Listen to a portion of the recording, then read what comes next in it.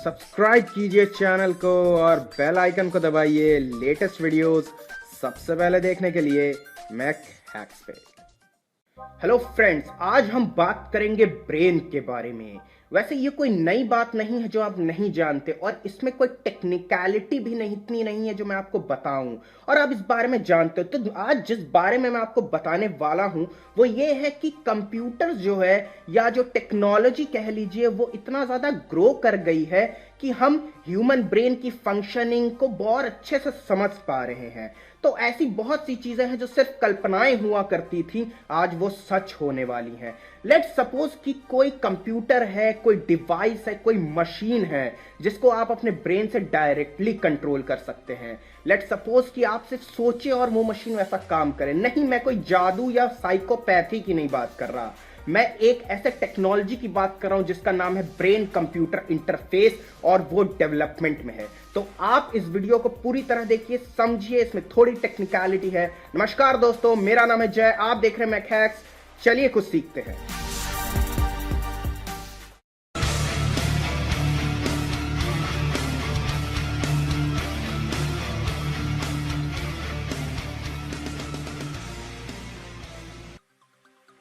Friends, let us understand the working of the brain first.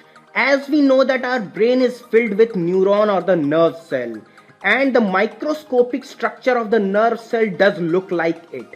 Each and every neuron or the nerve cell is being connected to one another using the dendrite and axon that has been in its terminal position. अब हम समझते हैं कि हम कुछ सोच रहे हैं, मूव कर रहे हैं, फील कर रहे हैं, या कुछ याद करने की कोशिश कर रहे हैं, तो हमारा न्यूरॉन जो होता है काम करता है। अब ये जो न्यूरॉन काम कर रहा होता है ये इलेक्ट्रिकल सिग्नल्स की मदद से काम कर रहा होता है, जो एक न्यूरॉन से दूसरे न्यूरॉन बहुत तेजी से मूव करता है, and that moves because of the potential difference that has been created between the two neurons. Now let us find out that what is the link between the technology and the brain that I am talking. तो scientist जो है इन्हीं signals को detect कर सकते हैं, interpret कर सकते हैं, और ये पता लगा सकते हैं कि वो सिग्नल क्या कहता है, और एक डिवाइस को डायरेक्ट हम ब्रेन से कनेक्ट करके उसको जस्ट एक थॉट से हम चला सकते हैं।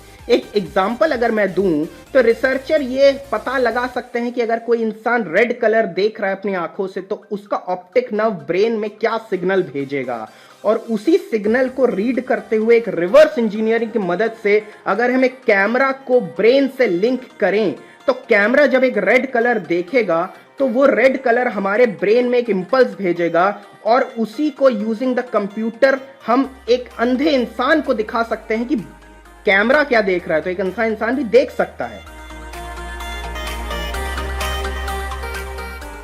अगर मैं आपको एक दूसरा एग्जांपल दूं तो लेट्स सपोज कोई इंसान बात नहीं कर सकता, he is unable to speak, तो हम एक ऑडियो सिंथेसाइजर को ब्रेन कंप्यूटर इंटरफेस टेक्नोलॉजी के द्वारा उसके ब्रेन से कनेक्ट कर सकते हैं, और जब वो सोचेगा कि उसे कोई बात बोलनी है तो वो डायरेक्टली ऑडियो सिंथेसाइजर उसके लिए बात बोल देगा, या एक कंप्यूटर स्क्रीन पे वो लिख देगा जो वो बोलना चाहता है। इसी को हम कहते हैं ब्रेन कंप्यूटर इंटरफेस। अब सबसे बड़ी चैलेंज जो इस इंटरफेस को डिजाइन करने में आई वो उसकी मैकेनिक्स आई कि इसको हम एक्चुअली में कनेक्ट कैसे करें और इंटरफेस को बनाएं कैसे। गाइज, इस चीज के लिए टेक्नोलॉजी यूज की गई, एक इलेक्ट्रोड को प्लेस किया गया एज अ चिप ब्रेन के अंदर। इस टेक्नोलॉजी का नाम था इलेक्ट्रोएन्सेफेलोग्राफ, जिसको हम EEG भी कहते हैं, और इसको अटैच किया गया स्कैल्प ऑफ द ब्रेन के साथ। लेकिन इससे एक प्रॉब्लम क्या थी कि जो स्कैल्प है वो एक इंसुलेटिंग मटेरियल की तरह काम करता है, और इलेक्ट्रिकल सिग्नल्स जो ब्रेन के अंदर चल रहा होता है न्यूरॉन्स के बीच में उसको डिस्टॉर्ट करता है, और ये EEG इलेक्ट्रोड को पकड़ने नहीं देता, प्रॉपरली इंटरप्रेट नहीं करने देता। तो इसके लिए जरूरत क्या थी? इसके लिए जरूरत ये थी कि साइंटिस्ट एक ऐसी टेक्नोलॉजी डेवलप करे जिससे हाई रिजोल्यूशन सिग्नल हमें मिल सके। और इसके लिए करना क्या था? इसके लिए जो EEG इलेक्ट्रोड है इसको directly grey matter of the brain के अंदर लगाने की जरूरत थी, यानी स्कैल्प के नीचे लगाने की जरूरत थी।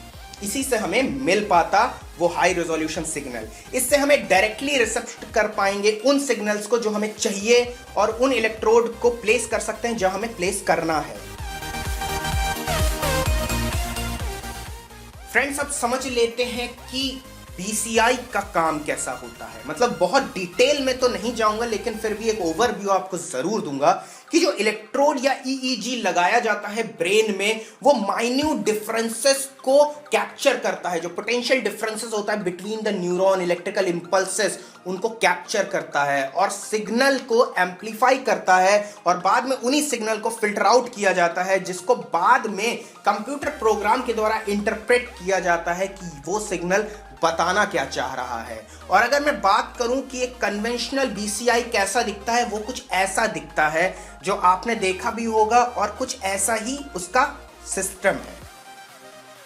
गाइस, अगर एप्लीकेशन की बात करें तो मेडिकल फील्ड में इसका बहुत एप्लीकेशन है। लेट सपोज एक इंसान है जिसके हाथ पैर काम नहीं करते, तो उसको किसी ना किसी एक और इंसान की हेल्प लेनी पड़ती है अपने व्हील चेयर को चलाने के लिए। तो अगर हम उसके व्हील चेयर को डायरेक्टली बीसीआई से कनेक्ट करवा दें उसके ब्रेन से, तो जो वो सोचे कि मुझे कहाँ जाना है, उसका व्हील चेयर उसे वहां ले जा पाए। इससे उसके हालात में तो सुधार नहीं आएगा, लेकिन शायद उसे थोड़ी सी हेल्प मिल जाएगी। अब बहुत लोगों के हाथ पैर कट जाते हैं, तो हम उन्हें अपाहिज क्यों कहें, बल्कि उन्हें अगर हम एक बीसीआई इनेबल्ड हाथ या पैर लगा दें जो डायरेक्टली उसके ब्रेन से कनेक्टेड हो, तो वो अपने हाथों को उसी तरह यूज कर पाएंगे जिस तरह वो अपने नॉर्मल हाथों को यूज कर सकते थे। ये रिवॉल्यूशन होगा मेडिकल फील्ड में, और इसी पे काम अभी चल रहा है। बट प्रॉब्लम्स भी बहुत हैं बीसीआई के साथ। पहली प्रॉब्लम तो ये है कि ब्रेन जो है उसको समझना अभी तक पूरी तरह पॉसिबल नहीं हो पाया है, क्योंकि ब्रेन की एक्टिविटी बहुत ही हाईली कॉम्प्लेक्स है, और अभी तक इसको पूरी तरह समझा नहीं जा पाया है कि हम जो इलेक्ट्रोड प्लेस करेंगे वो प्लेस कहाँ करेंगे। तो एमआरआई थोड़ी सी इसमें हेल्प कर देता है। कैसे? लेट सपोज कि किसी इंसान को बीसीआई इंस्टॉल कराना है, उसके पहले उसको एमआरआई मशीन के अंदर प्लेस किया जाता है और उसे कहा जाता है कि कुछ सोचो। लेट सपोज उसके हाथ हिलाना है, सोचो कि तुम अपना हाथ हिला रहे हो, तो एमआरआई वो जगह दिखाएगा जहां ब्रेन में हल्का सा इंपल्स आएगा, और उसी जगह पे हम इलेक्ट्रोड को प्लेस कर सकते हैं। दूसरी प्रॉब्लम ये आती है कि ये काफी बल्की है। मतलब आप देख पा रहे होंगे तो पोर्टेबल नहीं थे, वायर्ड स्ट्रक्चर्स हैं, कि दिक्कत होगी एक जगह से दूसरे जगह जाने में। बट उम्मीद है कि बहुत ही जल्द इसको वायरलेस कर दिया जाएगा, और सस्ता भी, क्योंकि ये थोड़ा महंगा भी है। तो गाइज, यही था इस वीडियो में। मुझे पता है वीडियो थोड़ी लंबी हो गई है, क्योंकि टेक्निकलिटी थोड़ी बहुत थी इसमें समझने में। उम्मीद है आप समझ पाए होंगे और मैं आपको समझा पाया हूँगा। गाइज, अगर आपको वीडियो अच्छा लगा हो तो लाइक कीजिए, अगर आप मेरे चैनल पर नए हो तो सब्सक्राइब कीजिए, उसके बाद लाइक कर दीजिएगा, और शेयर करना बिल्कुल मत भूलिएगा मैक हैक्स चैनल को। Okay friends, this is Mac hacks, over and out.